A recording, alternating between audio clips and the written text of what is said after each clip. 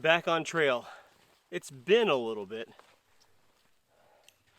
I find myself with almost up there in the Boundary Waters Canoe Area. That's in northern Minnesota, borders Canada. It's a gigantic natural area. And normally this area is for canoeists, because it's a huge canoe area. But today we're actually checking out one of the hiking trails. The Boundary Waters Canoe Area is littered with hiking trails, and I'm checking out one of them now. I'm on the Angleworm Loop Trail. This is my first hiking trail in the Boundary Waters, so it should be a pretty good time. Oh, it's 13 degrees.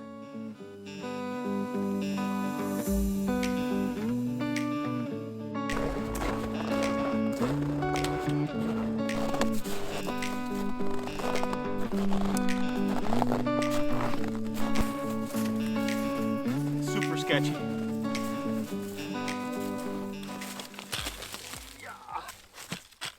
The Angleworm Loop Trail. About a half-hour drive or so from Ely. The whole trail is just over 13 miles. There's a bunch of campsites dotted along the lake shores around this trail. We've got about 7-8 miles to go today. We're going to camp on Whiskey Jack Lake. I guess in the summertime it's one of the more beautiful lakes, but it's going to be covered in snow and ice, I'm sure. And then another 5 miles or so tomorrow and zip on home. It's been a great day. It's warming up. The sun is shining. Yeah.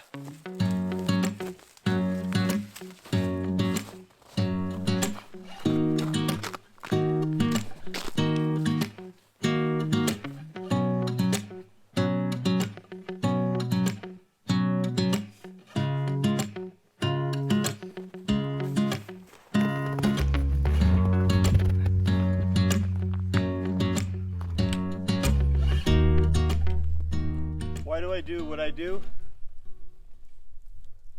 The views.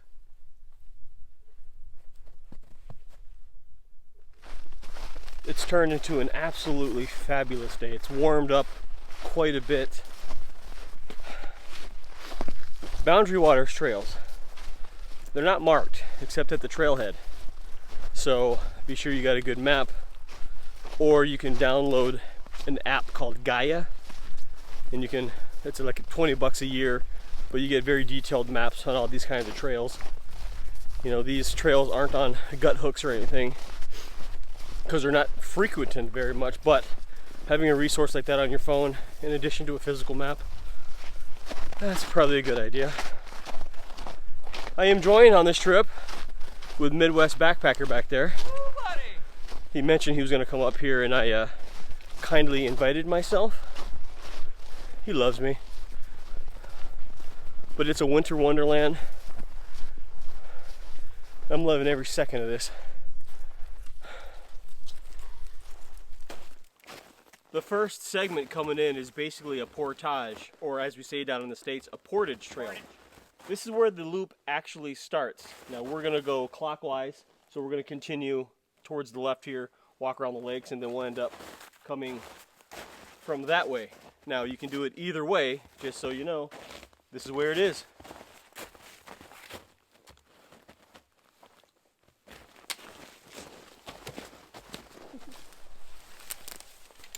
We're actually making some decent time, but it is just after 12 o'clock and it is lunchtime. We're only, I don't know, a few miles from camp, but we may as well get in some calories now. But the wind has picked up a little bit, it's a little breezier. We're actually away from the lakes right now, but it's a nice little sunny spot. So what's for lunch? Something a little different. Something that I don't necessarily just normally do. It's a tortilla with those little pre-packaged meat and cheese thingy-ma-thingies. And this one is hard salami and cheddar cheese. And of course, a baggie for all the garbage, right? Oh no! Ah. Smashy smash.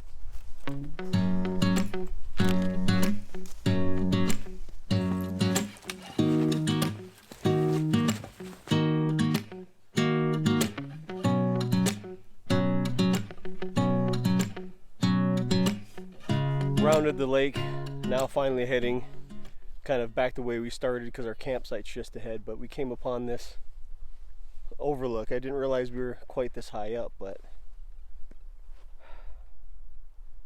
it's the surprises like this you just see. It's awesome. I love it.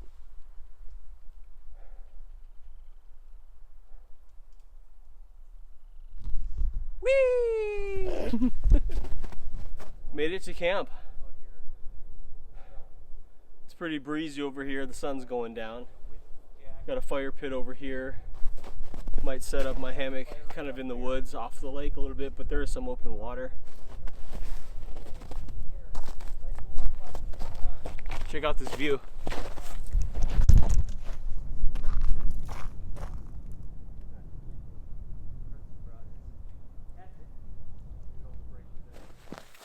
Being up here in the Boundary Waters, I mean, there's nothing out here. There's no cell signal. There's nothing for miles and miles. So in the wintertime for us, a fire is going to be pretty important. I ended up bringing my Boreal 21 saw because I want to do some major fire processing. I also brought ended up bringing a hatchet as well. So we're going to go look for a bunch of wood and get a fire blazing. But this is a fantastic saw. This one comes with the wood cutting blade. They make another version with a yellow handle with a bone blade on it.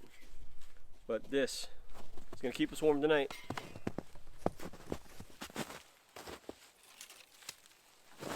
What I'm looking for are dead trees that are still standing. They call them dead standing.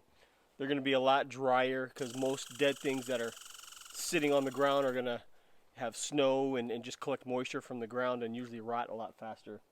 For fires like I want tonight, I don't need anything giant. I'm looking for like forearm sized, maybe thigh sized limbs. The bigger wood, you know, so we can get some BTU, so we can get some heat generating. But if we harvest enough of these smaller ones, that'll be fine too, because we need to cook and basically just have a longer fire. So I found a small tree here. This will provide some kindling for us. And then we're gonna keep on searching here.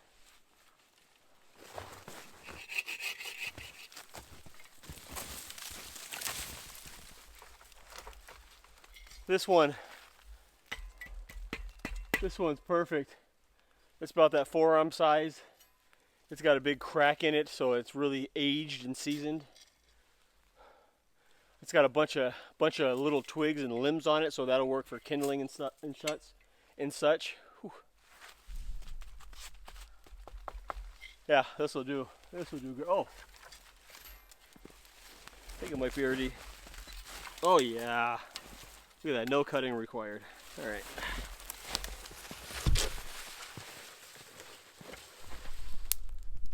I know I'm pretty dark in the viewfinder there, but look at that sky.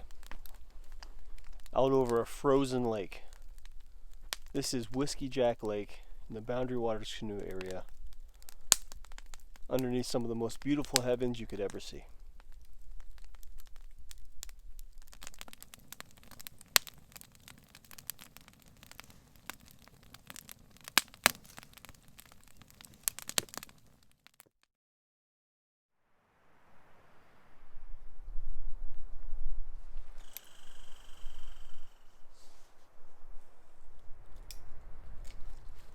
Good morning. Just about 8:30. I slept like a log. I was out. Even Jeremy got up before I did, which is crazy. It actually warmed up overnight. I think it's 37 degrees right now. When we went to bed it was 30. So overnight it warmed up. I'll take that any day. I slept very warm. I did get a new underquilt for my hammock. It's a 20 degree by Local Libre. And I had a 25 degree top quilt, and those two I was very warm, very comfortable. I just did not want to roll out of the hammock this morning. We have 5 miles to go to get to the car, back to civilization.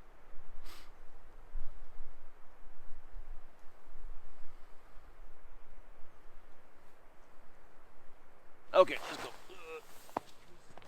Packed up, had a nice little fire this morning, had a little bit of breakfast. Got about 5 miles or so. We're getting a later start this morning than yesterday. It's 10 o'clock now. But a couple hours, 2 hours of hiking, and then back to the car. What's this asshole doing behind me? Nothing.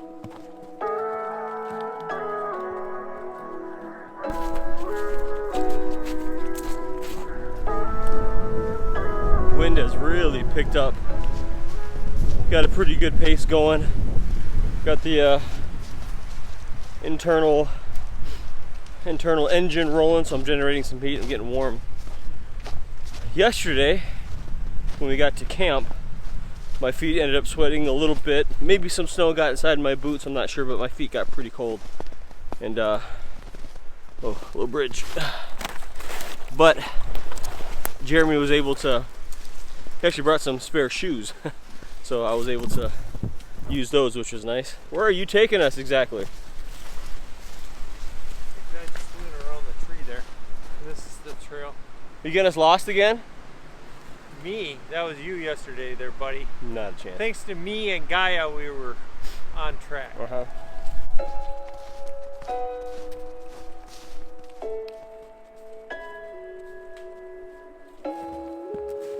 So just a little bit ago, we came across 3 hikers as well. They're coming up counterclockwise on the trail.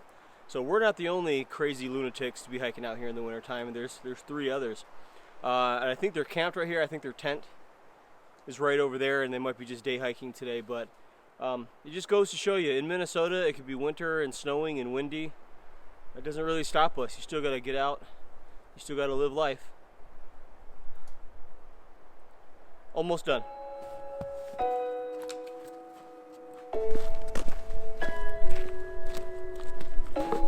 So these are kind of dotted along certain points of the trail. They're called cairns. Now, they're mainly to signify where there's a change of direction in a trail. Now, these stacking rocks have been used for centuries and centuries, and so they do serve a purpose.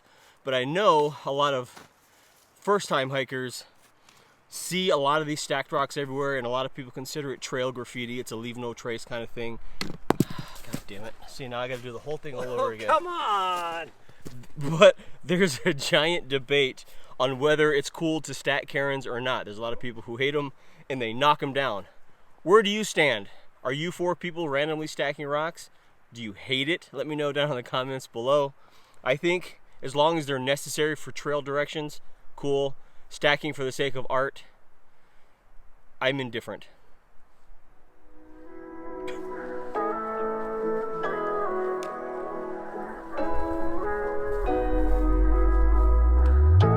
And we're back. This is that junction that we came to yesterday.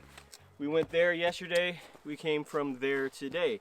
So there was much more snow on that side of the lake. Which side would you say was more challenging? Probably the other side.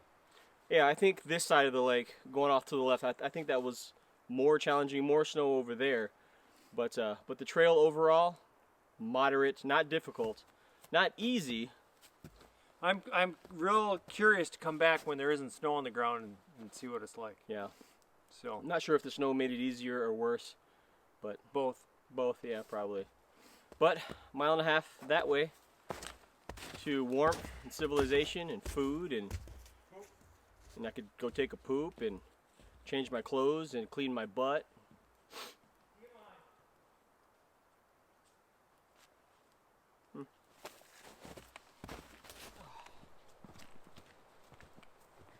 That's all she wrote. Woo! Woo! Good job. Until next time. Till next time. And there it is. Just over 13 miles on the Angleworm Trail up in the Boundary Waters Canoe Area. It's been a great trip, a nice little overnight. moderate. I would definitely suggest this trail if you're somewhat new, or you know what, or just looking for a nice, easy loop trail. This is pretty good. I bet in the spring, summer, fall, it's probably even better. If you like these kinds of videos, if you like outdoor gear videos, you know, like backpacks and stuff like that, subscribe right down there so you don't miss any of the videos that I have coming up. Special thanks to Almost with Midwest Backpacker. Be sure to subscribe to his channel. He'll have another video of this trip, probably better than mine, right? But that's okay. Appreciate you watching. Be sure to get outside. Enjoy this big, beautiful world. See you on the next one.